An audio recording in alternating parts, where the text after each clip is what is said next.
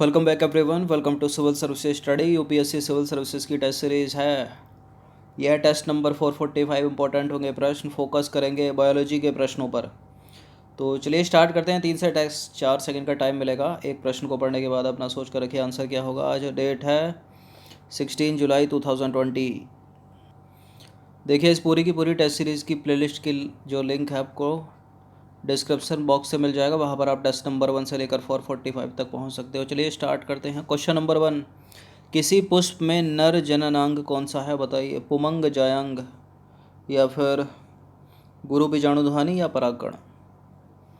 किसी पुष्प में, पुष्प का मतलब फ्लावर में, फ्लावर का मतलब फूल में, नर जननांग कौन सा है इनमें। पुमंग है, पुमंग। और जायांग किसका है, यह है मादा जननांग।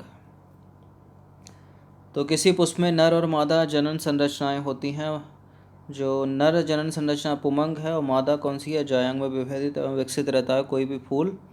पुमंगों से भरपूर पुंकेसरों का गोला नर जननांग का तथा जायांग स्त्री यानी मादा जननांग का प्रतिनिधित्व करता है। तो पुमंग हो गया एक ही पुष्प में नर जननांग और उसी पुष्प में जायांग हो गया मादा जनन अंग। क्वेश्चन नंबर 2 है, निम्नलिखित कथनों पर विचार करना। दो स्टेटमेंट है यहाँ पर, बताना कि इनमें से कौन सा करेक्ट है। पहला स्टेटमेंट है, परागकण के परिपक्व होने पर उसमें कायिक कोशिका तथा जनन कोशिका का विकास होता है। पुष्पीय पौधों के परागकण पोषक तत्वों से भरपूर होते हैं। बिल्कुल करेक्ट है दोनों के दोनों स्टेटमेंट, सी है इसका आंसर। तो देखिए जब परागकण परिपक्व होता है तब उसमें दो कोशिकाएं, कायिक कोशिका तथा जनन कोशिका समाहित होती हैं। कायिक कोशिका बड़ी होती है जिसमें प्रचुर खाद्य भंडार तथा एक विशाल अनियमित आकृति का केंद्रक होता है, जबकि जनन कोशिका छोटी होती है तथा कायिक कोशिका के जीव द्रव्य में तैरती रहती है।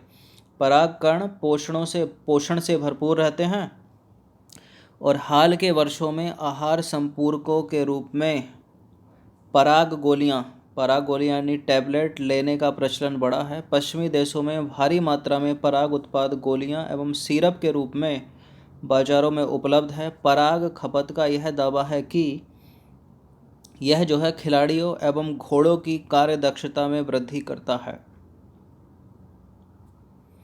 क्वेश्चन नंबर 3 पर आ जाइए। पुष्पों के परागकणों को संरक्षित करने के लिए उपयोग किया जाता है। किसका उपयोग किया जाता है।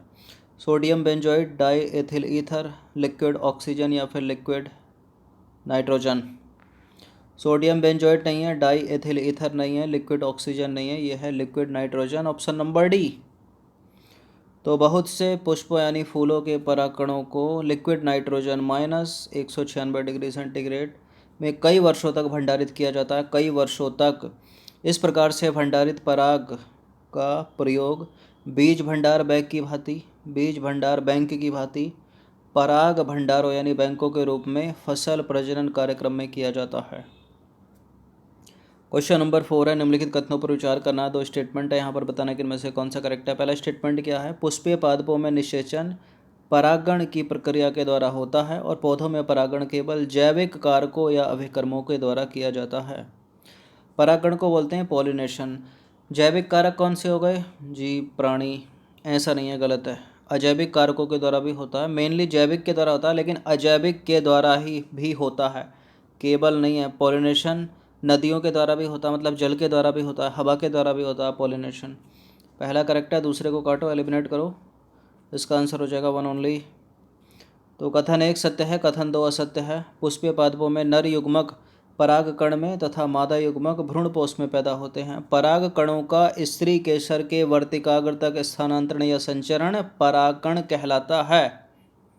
फिर से सुन लीजिए, पराग कणों का स्त्री केसर के वर्तिकाग्र तक स्थानांतरण या संचरण परागण या पोलिनेशन कहलाता है। दूसरा गलत है, क्योंकि परागण एजेंट जो हैं, एजेंट या अभिकर्मक, जैविक मतलब प्राणी या फिर अजैविक मतलब हवा पानी दोनों होते हैं। अधिकतर पौधे परागण के लिए जैविक कारकों पर निर्भर रहते हैं, उपयोग करते हैं। बहुत से पौधे अजैविक कारकों का उपयोग करते हैं। तो मेनली क्या है, जैविक कारक हैं, लेकिन केवल नहीं है कि केवल जैविक कारक ही होगा, गलत है दूसरा वाला स्टेटमेंट। क्वेश्चन नंबर 5 पर आ जाइए। निम्नलिखित में से कौन सा जीव पुष्पीय पादपों के परागण में सहायक करते हैं बताइए। कौन कौन से जीव हैं जो पॉलिनेशन करते हैं इनमें। मधुमक्खी, चमगादड़, गौरैया, चींटी, शकरखोरा। कौन कौन है जो पॉलिनेशन करेगा। मधुमक्खी तो करती है, तितली अगर होती तो वो भी करती। चींटी भी करती है क्या? बिल्कुल, चींटी भी करती है। पक्षी में शकरखोरा भी करता है, गुंजन पक्षी भी करता है, इसको बोलते हैं हमिंग बर्ड। चमगादड़ भी करता है, गोरैया नहीं करता है। तो इसका आंसर हो जाएगा 1 to 4, जिसमें थर्ड है उसको एलिमिनेट कर दो। तो गोरैया पुष्पीय पादपों के लिए परागण कारकों के रूप में कार्य नहीं करती। अधिकांश पुष्पीय पादप परागण के लिए प्राणियों को परागण कारक के रूप में उपयोग करते हैं। मधुमक्खियाँ, भौरे, तितलियाँ, बर, चींटियाँ, शलभ या कीट, पक्षियों में शकरखोरा और गुंजन पक्षी तथा चमगादड़ आदि सामान्य परागणकारी अभिकर्मक हैं, और प्राणियों में कीट पतंग विशेष रूप से परागण करते हैं।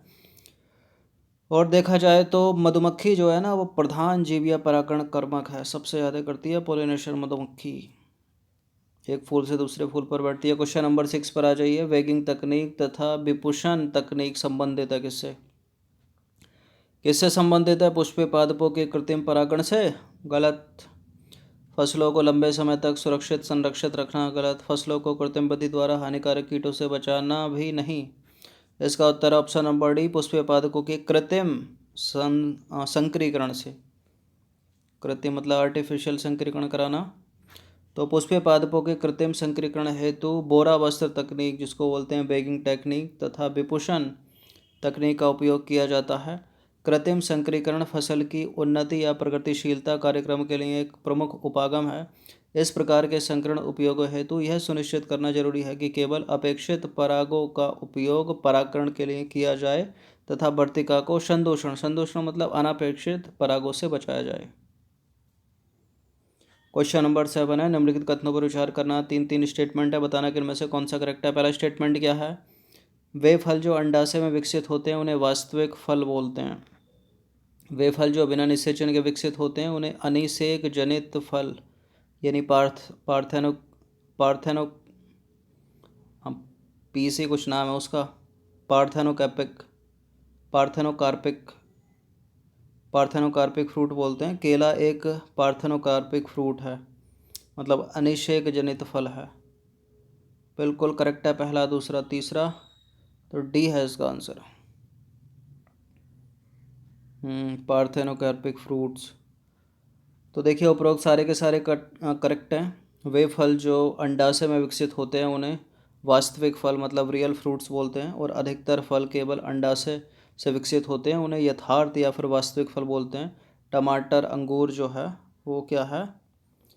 वो यथार्थ फल है, मतलब ट्रू फ्रूट्स है, वास्तविक फल है।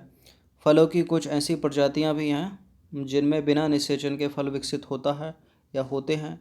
ऐसे फलों को अनिषेक जनित फल कहते हैं। केला एक अनिषेक जनित फल का उदाहरण है। अनिषेक जनित फल जो होते हैं वो बीज रहित होते हैं। Parthenocarpic fruits. क्वेश्चन नंबर 8 पर आ जाइए। निम्नलिखित में से कौन सा आभासी फल है? आभासी फल मतलब असत्य फल है, मतलब फॉल्स फ्रूट का उदाहरण है। स्ट्रॉबेरी, सेब, केला। तो केला तो पार्थेनोकार्पिक फ्रूट्स हो गया ना, मतलब अनिषेक जनित फल हो गया। तो तीसरे वाले को तो एलिमिनेट कर दो।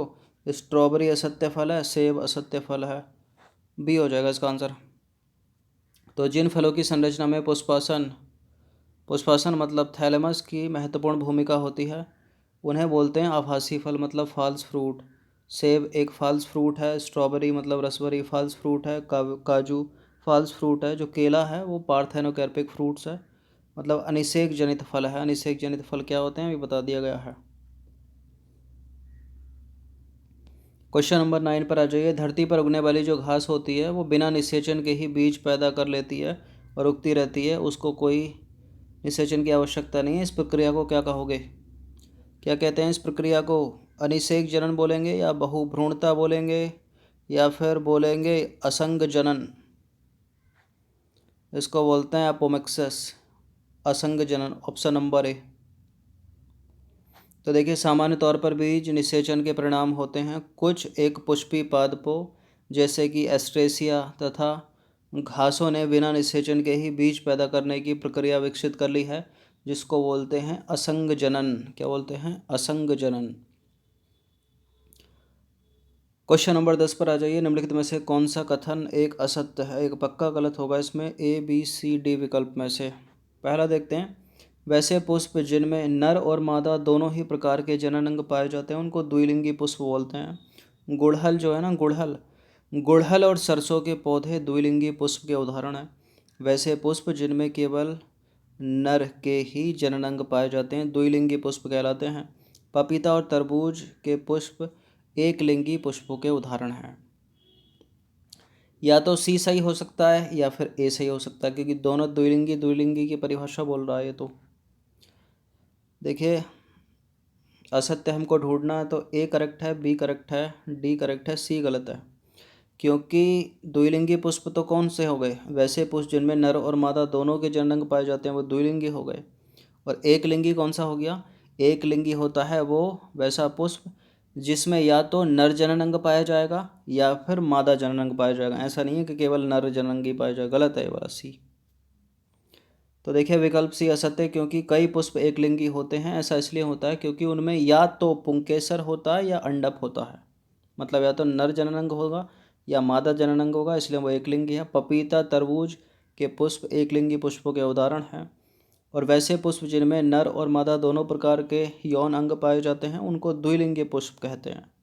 गुड़हल हो गया और सरसों के पौधे द्विलिंगी पुष्पों के उदाहरण हैं। तो 10 प्रश्न थे इम्पोर्टेंट बायोलॉजी में, अच्छे से इसका रिवीजन कर लेना 1 से 2 बार। धन्यवाद।